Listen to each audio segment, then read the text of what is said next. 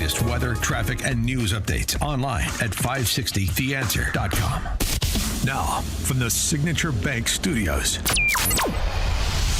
this is Chicago's Morning Answer with Dan Proft on AM 560. The Answer.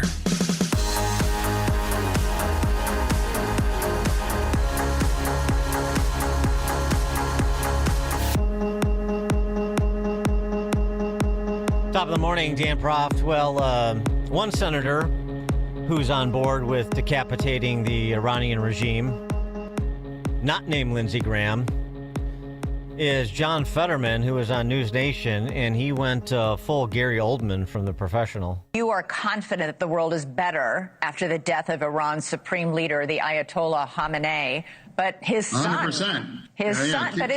Kill every last member of their leadership. Well, his son is now in charge, and he's considered even more of a hardliner. Well, they should kill him too. Oh, well, maybe they will, but in the meantime, bring me everyone. What do you mean, everyone? Everyone!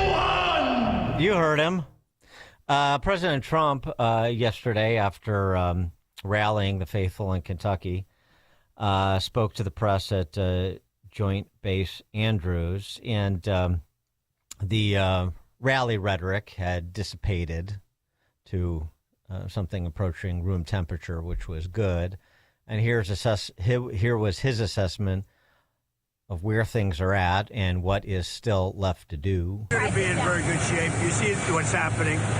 They are pretty much at the end of the line. Doesn't mean we're going to end it immediately, but they've got no Navy, they've got no Air Force, they've got no anti-air traffic, anything. They have no systems of control.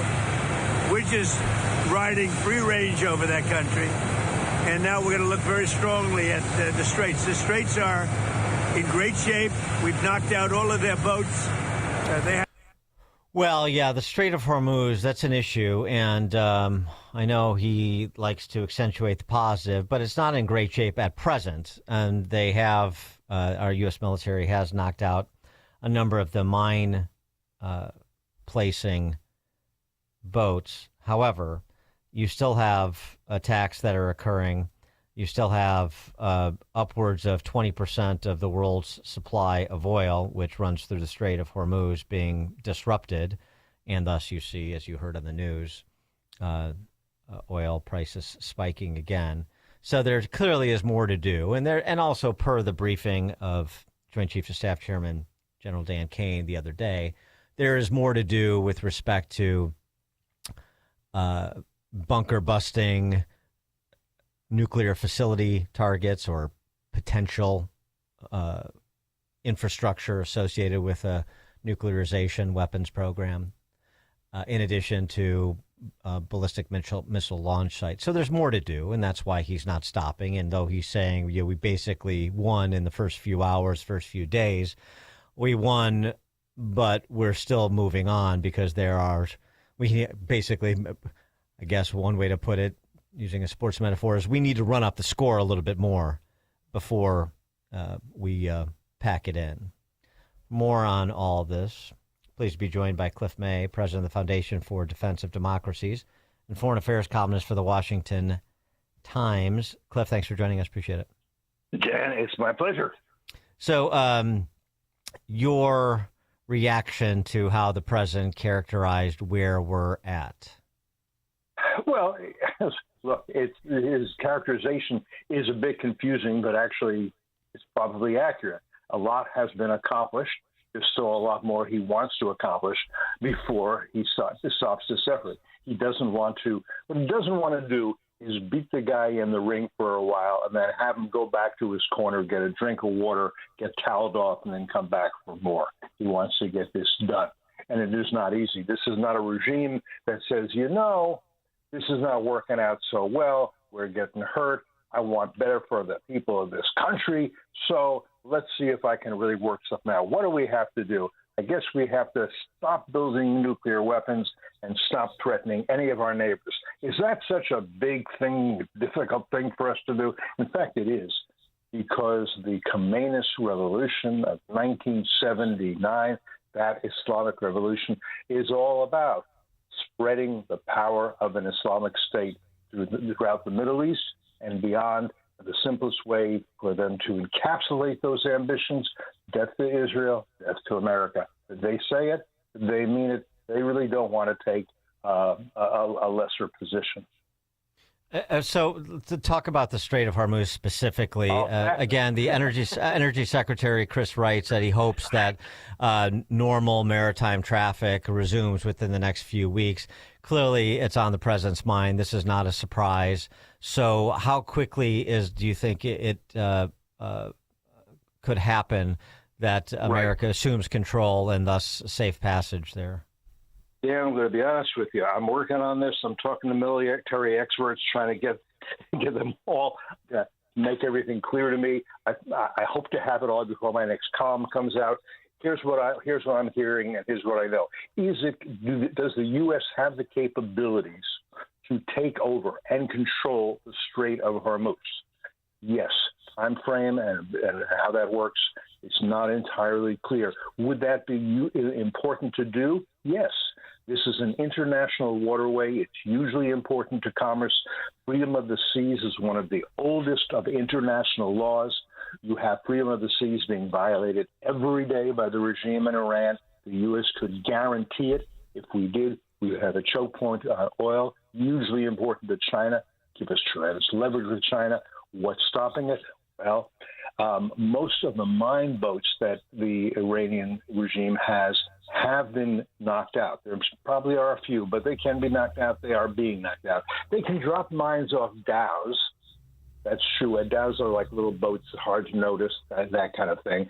They can still interfere in the strait with fast boats filled with like RPGs or weapons that come out and hit a boat or attack a boat. They still have some drones that have lots of them. Those they'll have less of. The problem with the dropping mines off dhows is, do they know exactly where they are? Because they still want their boats with their, and these are mostly shadow fleet, understand, with their oil to leave the strait, and they're still exporting oil, and China wants that oil. So unless they know exactly where they put those mines, they don't want to close off the strait entirely. They only want to do what the Houthis have done. We close it off to the people we don't like, and we leave it open to the people we do like. That gets harder as their military capabilities, their offensive capabilities, become less. So it would just be huge in so many ways for the U.S. to take possession of that and say, we are guaranteeing freedom of the seas, and to wink and tell the Chinese, and this will stay open. We know how important this is to you, so long as there's no conflicts elsewhere in the world we have to worry about. Xi Jinping will know what he means. So the Battle of Hormuz, as I'm thinking of describing it in my next column, this is really important. I hope that throws a little light on it, but there's still some things I haven't gotten answers to. Yeah, it seems to me like this is the one area that could be problematic and where we potentially could get bogged down, even though those mine-placing boats have been eliminated, and a majority of the Iranian Navy has as well, but there's other ways to strike with drones and missiles, and that's a part of the concern. But I mean, you have real price spikes, and this relates to America too. When you see, for example, in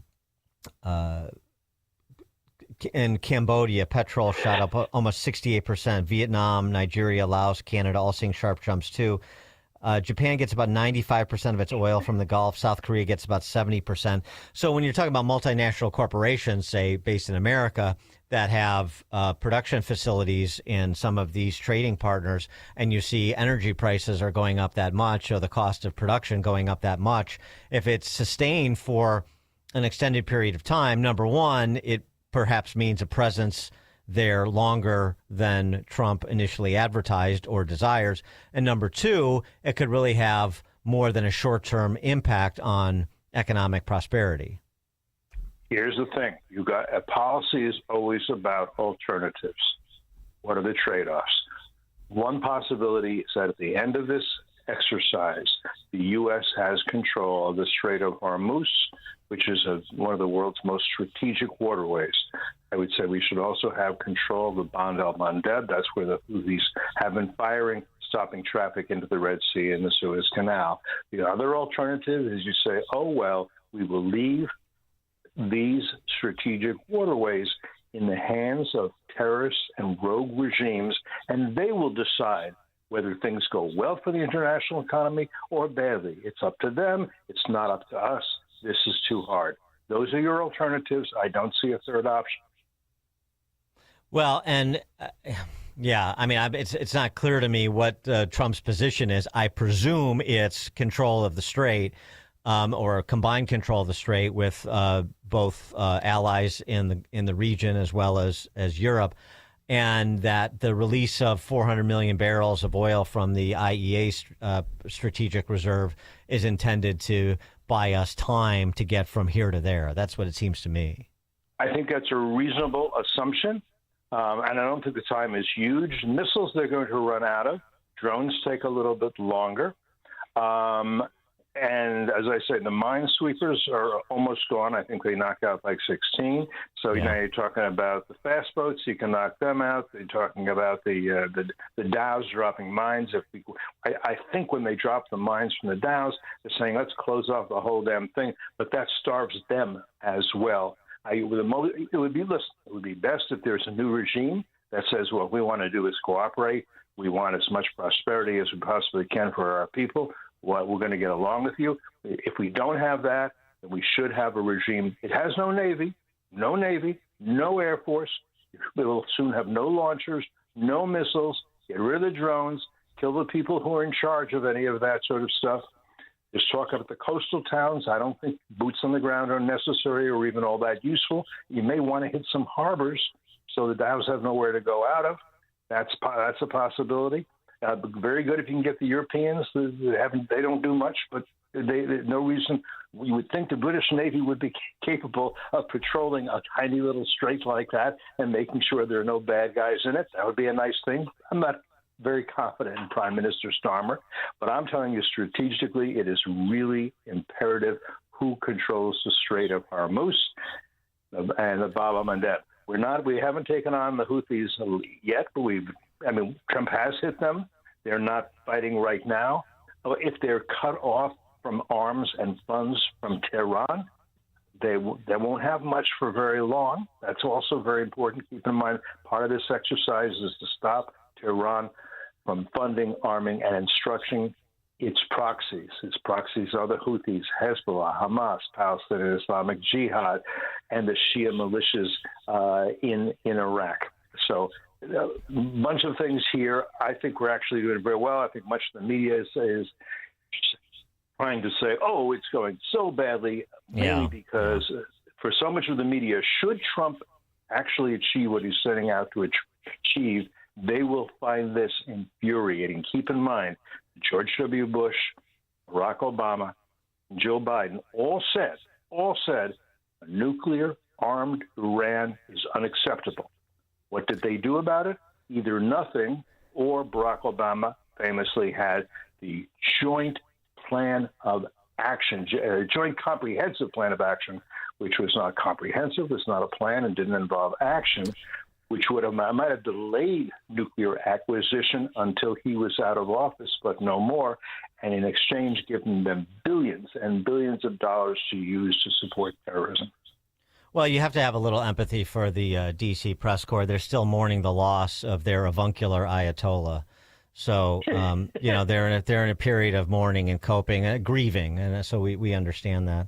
The threat to the homeland, as was reported yesterday, this potential intel that the FBI passed on to California state officials at the end of last month, that the Iranians intended to strike targets in California, and the larger issue of the vulnerabilities here at home from Iranian sleeper cells or even whatever capacity Iran formally has left. Yes, there's a possibility there are sleeper cells. Why not? Our borders were open for 4 years. The regime has in the past attempted to assassinate people on American soil and to kidnap people on American soil. They've attempted to assassinate the president. If they have such capabilities here, you may expect that they will try to use them. If they didn't use them now, they would use them at a time of their choosing. And I use that phrase because if memory serves me, you could help me, Dan. A few years ago, the Iranian regime had a plot to kill the Saudi ambassador at Cafe Milano, a fancy restaurant in Georgetown here in Washington. Mm-hmm. It didn't come off very well. President Obama was angry and said, "We will, I don't know, take revenge or bring injustice. I forget exactly at a time and place of our choosing." And he never chose. President Trump has now chosen a time and a place. What about the Iranians' capacity to hit us? Do they even possess that capacity? They possess it. They haven't been very good with it. A lot of what they have done in the past is not do it themselves, but find some criminal element like a biker gang, I think from Canada, and say, here's the person we want you to kill. And, no, I'm not talking about. I'm not talking about sleeper cells or malign actors, in the homeland or on the continent. I'm talking about, missile or drone strikes on that make landfall in California. Do they have that capacity? They don't have that capacity. They were working on that capacity. Part of the current military operation is intended to prevent them from having that capacity. So all those people who say, whoa, it's too soon, it wasn't imminent, they don't have it, they wanted to wait till the point where they could say, oh, you know what, it's too late. Because keep in mind, this is what we did with North Korea, all right? There was a Korean War. We didn't win it. We decided to end it or halt it with an armistice.